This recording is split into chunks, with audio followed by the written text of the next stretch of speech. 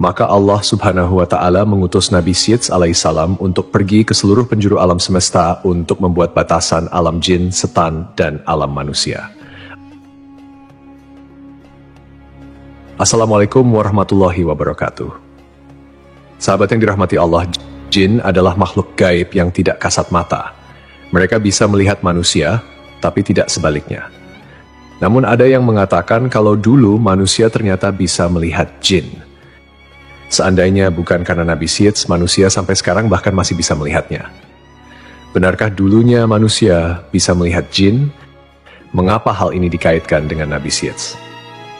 Tonton dan simak video ini hingga akhir agar tidak ada kesalahpahaman dalam memahami isi cerita. Nabi Syeds adalah salah satu nabi utusan Allah Subhanahu wa Ta'ala. Nabi Syeds adalah putra Nabi Adam dan tidak termasuk dalam 25 nabi dan rasul yang tersebut dalam Al-Quran. Imam Ibnu Katsir mengatakan dalam Qasas al-Anbiya, Syeds artinya anugerah Allah. Nama tersebut diberikan karena Nabi Adam dan Siti Hawa mendapatkan karunia putra tersebut setelah terbunuhnya Habil di tangan saudaranya sendiri, Qabil. Kisah terbunuhnya Habil oleh Qabil ini telah diabadikan oleh Allah Subhanahu wa Ta'ala melalui firman-Nya dalam Al-Quran Surat Al-Maidah ayat 27. Bacakanlah Nabi Muhammad kepada mereka berita tentang dua putra Adam dengan sebenarnya. Ketika keduanya mempersembahkan kurban, kemudian diterima dari salah satunya, Habil, tidak diterima dari yang lain, Qabil. Dia, Qabil, berkata, sungguh aku pasti akan membunuhmu. Dia, Habil, berkata, sesungguhnya Allah hanya menerima amal dari orang-orang yang bertakwa.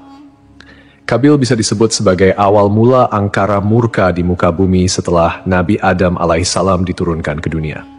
Karena perbuatannya itu, Qabil harus menanggung dosa yang terus mengalir sampai hari kiamat. Rasulullah Shallallahu Alaihi Wasallam bersabda, tidaklah dibunuh satu jiwa dengan zalim, melainkan dosa pembunuh itu akan ditanggung pula oleh anak Adam yang bernama Qabil, karena dialah yang pertama memberi contoh pembunuhan. Hadis riwayat Bukhari dan Muslim. Hal senada juga disampaikan Rasulullah Shallallahu Alaihi Wasallam, barang siapa memulai perkara baik yang disyariatkan maka baginya pahalanya dan pahala orang yang mengikutinya sampai terjadinya hari kiamat. Dan barang siapa yang mulai perkara jelek maka baginya dosanya dan dosa orang yang mengikutinya sampai terjadinya hari kiamat. Hadis riwayat Muslim.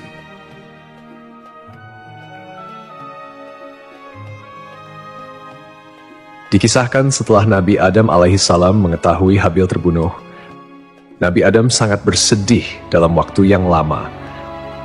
Maka Allah Subhanahu wa Ta'ala berfirman kepadanya, hai Adam, sampai kapan tangisan dan kesedihan ini? Sesungguhnya aku akan memberikan pengganti dari anak itu untukmu dengan anak yang terpercaya dan akan menjadi seorang nabi. Dari keturunannya akan ku menjadikan para nabi hingga hari kiamat. Tandanya adalah dia akan dilahirkan sendirian, tidak mempunyai saudara sekandung, dan apabila lahir anak itu, berilah ia nama Syeds. Seperti yang kita ketahui bahwa sebelumnya, setiap kali melahirkan, Hawa selalu melahirkan anak kembar. Namun, kelahiran Nabi Syeds tidak memiliki saudara kembar. Ketika Hawa mengandung Nabi Syeds, kandungannya tidak terasa berat, dan Hawa melahirkannya tanpa bersusah payah.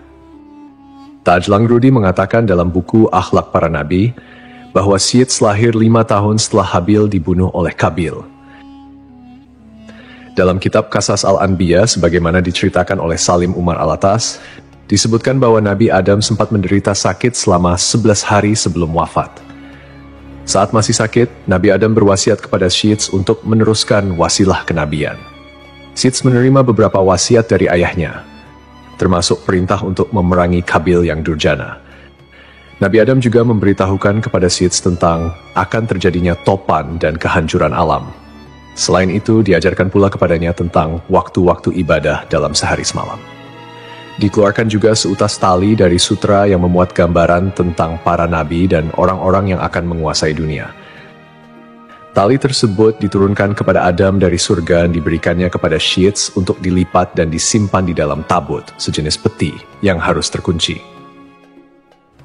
Adam lalu mencabut beberapa lembar rambut dari janggutnya dan meletakkannya ke dalam tabut sambil berkata, hai anakku, ambillah rambut-rambut ini dan bawalah bersamamu ketika menghadapi urusan yang penting.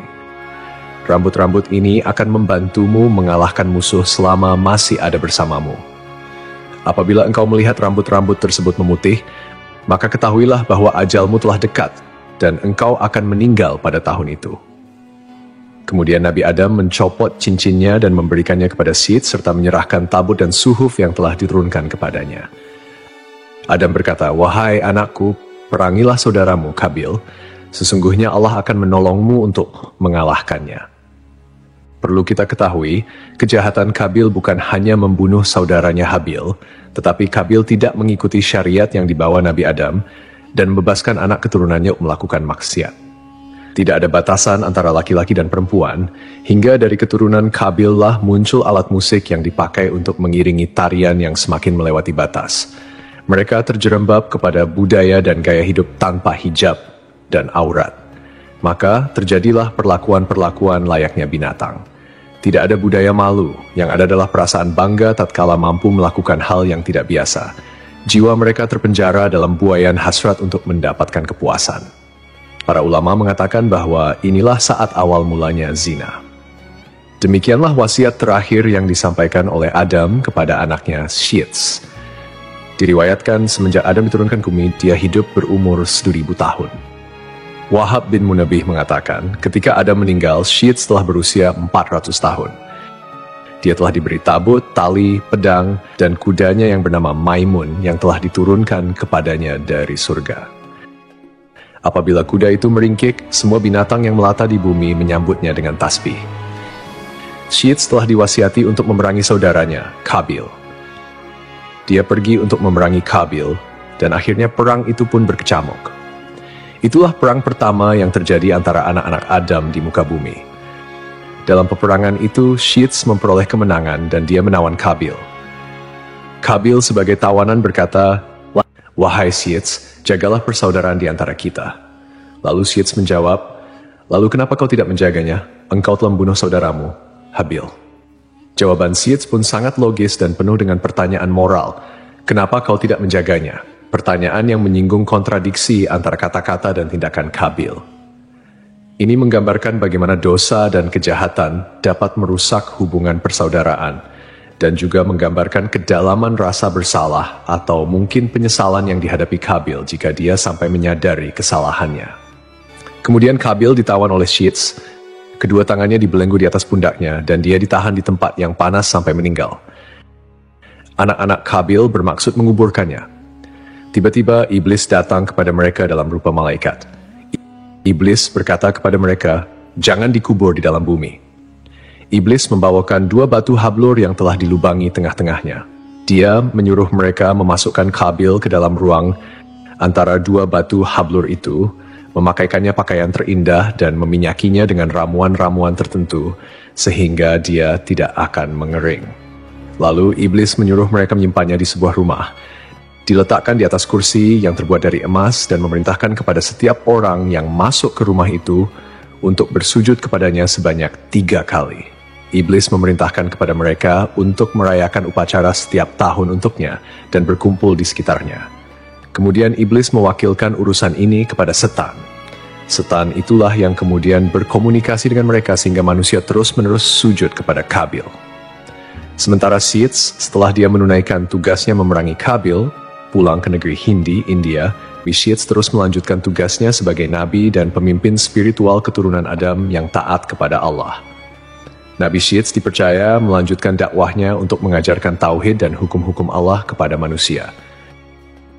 Setelah kepergian Nabi Adam dan Hawa, Allah menurunkan 50 sahifah kepada Nabi Syed. Dialah orang pertama yang mengeluarkan kata-kata hikmah. Dialah yang pertama kali melakukan transaksi dengan emas dan perak. Dan orang pertama yang memperkenalkan jual beli, membuat timbangan dan takaran. Dan dialah orang pertama yang menggali barang tambang dari dalam bumi. Mengenai kisah Nabi Syed memisahkan alam manusia dengan alam jin seperti yang dikatakan bahwa Syed mendapatkan tugas dari Allah. Ia mendapat mandat meneruskan wasilah kenabian. Nabi Adam juga sempat mengingatkan Syed untuk menjaga kerahasiaan mandat tersebut agar tidak sampai diketahui oleh putranya yang pendengki, Kabil. Salah satu tugasnya adalah membuat batas antara alam manusia dan jin. Sebelum Syed bertugas, dahulu masih bisa dilihat jin atau syaitan yang berkeliaran. Jarak mereka dengan manusia tidak ada. Belakangan, Adam telah diperlihatkan jumlah manusia, angka keturunannya yang bertambah. Kemudian Nabi Adam AS berdoa semoga ada di antara anaknya yang melanjutkan risalah. Kemudian terpilihlah di antara anaknya yakni Sits menjadi orang yang menutup pandangan manusia melihat jin. Pada saat itu tidak ada batasan dunia antara jin dan manusia. Dan hal tersebut menjadikan manusia bisa melihat jin yang sedang beraktivitas layaknya manusia. Akan tetapi, berkat doa dari Nabi Sits, salah satu anak Nabi Adam manusia kini tidak bisa lagi melihat jin dan memisahkan antara dunia jin dan manusia. Kisah tersebut perlu dikaji lebih mendalam mengenai sumber-sumber yang syahih yang dapat dipercaya. Tidak ada riwayat atau kisah spesifik yang secara langsung menghubungkan beliau dengan peristiwa ini. Dalam Islam, jin adalah makhluk gaib yang diciptakan oleh Allah dari api tanpa asap, dan mereka memiliki dunia mereka sendiri yang berbeda dengan manusia. Tidak ada keterangan yang sahih yang menjelaskan bahwa ada masa tertentu di mana manusia bisa melihat jin secara umum, dan kemudian kemampuan itu hilang. Pada dasarnya, manusia memang diciptakan dengan keterbatasan dalam hal penglihatan terhadap makhluk gaib seperti jin. Hal ini adalah bagian dari ujian di dunia, di mana manusia harus beriman kepada yang gaib, tak terlihat, termasuk keberadaan jin, malaikat, dan hal-hal yang tidak tampak oleh mata. Dalam ajaran Islam, manusia bisa melihat jin hanya jika Allah menghendakinya, misalnya melalui kejadian-kejadian tertentu atau sihir yang dilarang. Namun, ini bukanlah sesuatu yang umum atau diceritakan secara spesifik dalam sejarah Nabi Sits. Wallahu a'lam bishawab. Hanya Allah yang mengetahui kebenaran yang sesungguhnya.